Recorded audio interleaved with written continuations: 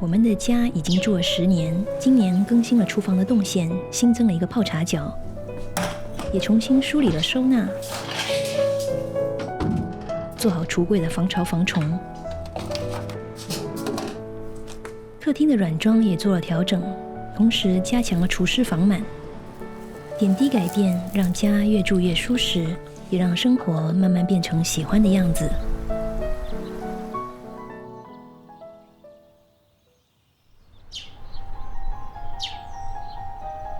前院的樱花开了，后院的山茶花也开了。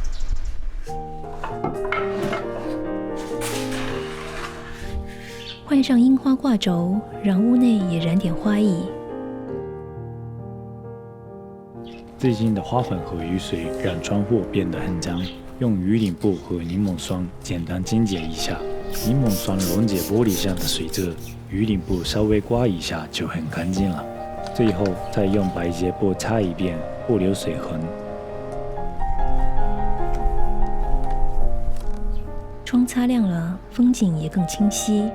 常有鸟儿飞来院子歇脚，植物和它们一起拼成了自然的样子。换下旧挂画，用金巴布韦的手工篮替代。家里不用的竹篮也一起挂上墙，通过软装调整，给家增添新的气息。家里有宠物，平时会特别注意防潮除螨。我会勤换沙发套，在每个坐垫和抱枕里放入除螨纸和除湿纸。除螨纸3个月一换，除湿纸可循环使用。小小的习惯让沙发维持干爽洁净，用得再久也依然安心。花盆下也放了除螨纸，减少小虫。室内绿植我一般用水培陶粒或者混合基质栽培，排水透气佳，减少虫害。厨房最近做了更新，我们喜欢喝茶，于是在厨房做了个泡茶角。这里原先是厨房的边桌，Y先生自己设计茶柜，从选木、切割、打孔，到自己动手做门、做抽屉，再到最后组装成柜，都是他一个人慢慢完成的。全柜采用防霉防虫效果好的杉木，纹理自然温润。装了灯，让茶柜在夜晚更有氛围感。门把手是崩丸和墩墩的样子，每次开柜门都会被他们治愈。一边是拉篮放茶叶，一边是托盘式抽屉放茶器和香具。茶柜外种了几株山茶花，开窗便是花影，泡茶的心也慢慢静了下来。每到这个季节会常泡樱花乌龙，香气轻柔，茶色浅浅，有春天的味道。换了新的台式净水器，选择茶种后，系统会自动匹配适合的水温和时间，泡茶或养生饮用都很方便。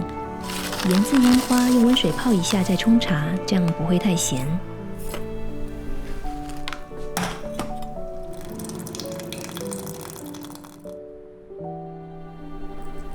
茶汤里飘着花瓣，带着淡雅的花香，像春天的樱花缓缓飘落，柔和而唯美。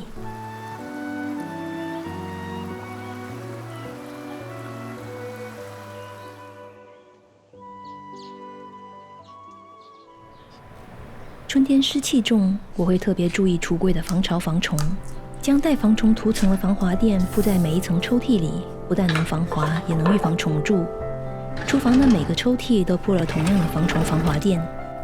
开封后的茶叶容易受潮，加入一颗干燥石吸湿，再放一个硅藻土小勺子，不仅能加强防潮，用起来还顺手。外面加一个密封条，增强密封性。硅藻土干燥垫能帮助整个抽屉控湿，将它铺在抽屉底部，持久保持抽屉干爽。每个橱柜的角落我会放一包竹炭包，不仅防潮防霉，也能吸附异味。小苏打粉是天然的除湿剂，可以用它自制除湿瓶。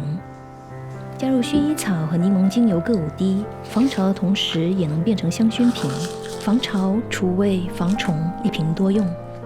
厨房的收纳也做了调整，水槽下的抽屉里放了备菜的工具，将防潮瓶和竹炭包放在抽屉里，加强除湿效果。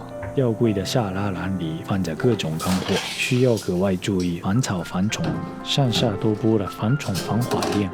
我用磁吸梳砾做分隔，它不容易翻倒，即使不用收纳盒也能整齐摆放物品。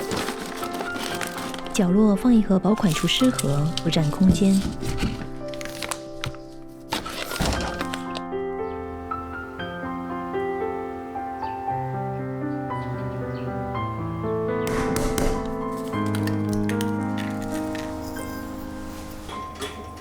下午准备去户外响应，简单做个便当。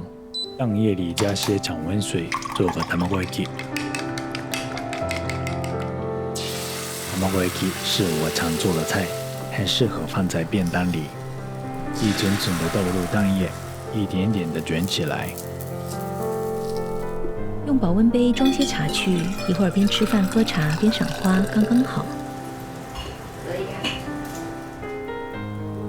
卵焼き切块，装进便当盒，再加些昨天剩下的小菜。一切准备好了，可以出发了。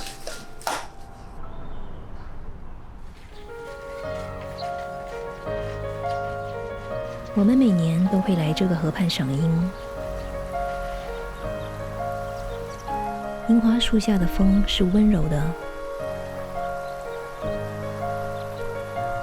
那些不言而喻的心情，都盛开在春天的浪漫里。